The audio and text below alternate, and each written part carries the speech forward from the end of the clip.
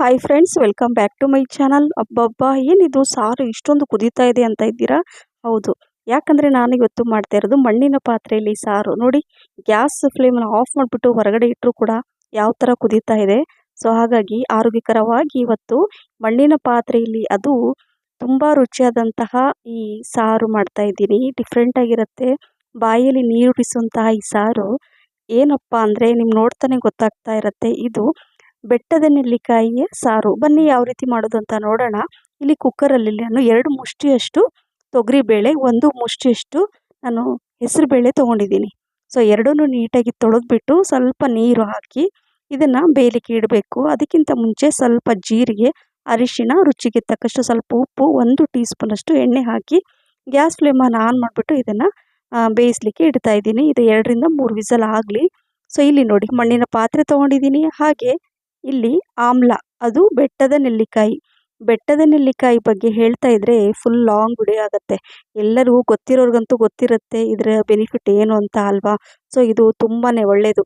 Sugar, BP ಎಲ್ಲದನ್ನು control ಮಾಡುತ್ತೆ ಆರೋಗ್ಯಕರವಾದಂತಹ ಈ ರೆಸಿಪಿ. ಇಲ್ಲಿ ಸ್ವಲ್ಪ ಎಣ್ಣೆ ಹಾಕ್ಕೊಂಡು ಸಾಸಿವೆ, ಜೀರಿಗೆ, ಸ್ವಲ್ಪ ಬೆಳ್ಳುಳ್ಳಿನ ಸ್ವಲ್ಪ ಜಾಸ್ತಿ ಜಜ್ಜಿಬಿಟ್ಟು ಇಟ್ಕೊಂಡಿದ್ದೆ, ಅದನ್ನು ಹಾಕ್ಕೊಂಡಿದ್ದೀನಿ. ಹಾಗೆ ಕರಿಬೇವು ಸೊಪ್ಪು, ಹೆಚ್ಚಿರುವಂತಹ 1 ದೊಡ್ಡ ಗಾತ್ರದ ಈರುಳ್ಳಿ ಈ ಥರ ಉದ್ದಕ್ಕೆ ಹೆಚ್ಚಿಟ್ಕೊಂಡಿದ್ದೆ ನಾನು.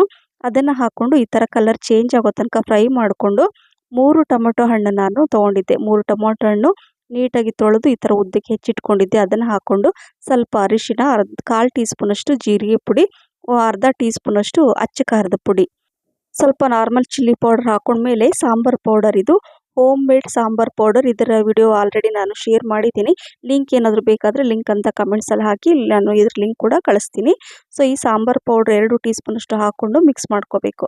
ಸ್ವಲ್ಪ ಇದೆಲ್ಲ ಮ್ಯಾಶ್ ಆಗಬೇಕು. ಸೊ ಈಗ ಅದೆಲ್ಲ ಬೆಂದ ಮೇಲೆ ಈಗ ಬೆಟ್ಟದ ನೆಲ್ಲಿಕಾಯಿ ತೊಳೆದಿಟ್ಕೊಂಡಿದ್ದೆ. ಇಲ್ಲಿ 7 ಬೆಟ್ಟದ ನೆಲ್ಲಿಕಾಯಿ ಇದೆ. ಇದು ಆಮ್ಲ, ರುಚಿಗೆ ತಕ್ಕಷ್ಟು ಉಪ್ಪು, ಸಾಲ್ಟ್ ಹಾಕ್ಕೊಂಡು ಮಿಕ್ಸ್ ಮಾಡ್ಕೋಬೇಕು. ಸೊ ನೋಡಿ, ಇದನ್ನು ಈ ಎಲ್ಲ ಉಪ್ಪು ಖಾರ ಎಲ್ಲ ಹೀರ್ಕೋಬೇಕು. ಹಾಗಾಗಿ ಸ್ವಲ್ಪ ನೀರು ಹಾಕ್ಕೊಂಡು ಇದನ್ನು ಬೇಯಲಿಕ್ಕೆ ಇಟ್ಬಿಡಬೇಕು 1 5 ನಿಮಿಷ ಲೋ ಮೀಡಿಯಂ ಫ್ಲೇಮಲ್ಲೇ. ನಂತರ ನೋಡಿ, ಇದೆಲ್ಲ ಚೆನ್ನಾಗಿ ಒಂದು 90% ಅಷ್ಟು ಕುಕ್ ಆಗಿರುತ್ತೆ ಈ ಆಮ್ಲ. ಸೊ ಇಷ್ಟ ಆದರೆ ಏನಾಗುತ್ತೆ, ಅದರ ರಸ ಎಲ್ಲ ಬಿಡುತ್ತೆ. ಸೊ ಹಾಗಾಗಿ ಸಾರು ತುಂಬ ರುಚಿಯಾಗಿರುತ್ತೆ. ನೋಡಿ ತೋರಿಸ್ತೀನಿ. ಸೊ ಪರ್ಫೆಕ್ಟಾಗಿ ಕುಕ್ ಆಗಿದೆ ಇದು. ಈಗ ಇದರಲ್ಲೆಲ್ಲ ನೋಡಿ, ಟೊಮೊಟೊ ಎಲ್ಲ ಚೆನ್ನಾಗಿ ಕುಕ್ ಆಗಿದೆ ಅಲ್ವಾ, ಇದೇ ರೀತಿಯಾಗಿ ಬರಬೇಕು. ಈಗ ಇಲ್ಲಿ ನಾನು ಬೇಯಿಸ್ಲಿಕ್ಕೆ ಇಟ್ಟಿದ್ದೆ ಅಲ್ವಾ ಕುಕ್ಕರಲ್ಲಿ ಬೇಳೆನ, ಅದು ಕೂಡ ಕರೆಕ್ಟಾಗಿ ಬೆಂದಿದೆ ನೋಡಿ.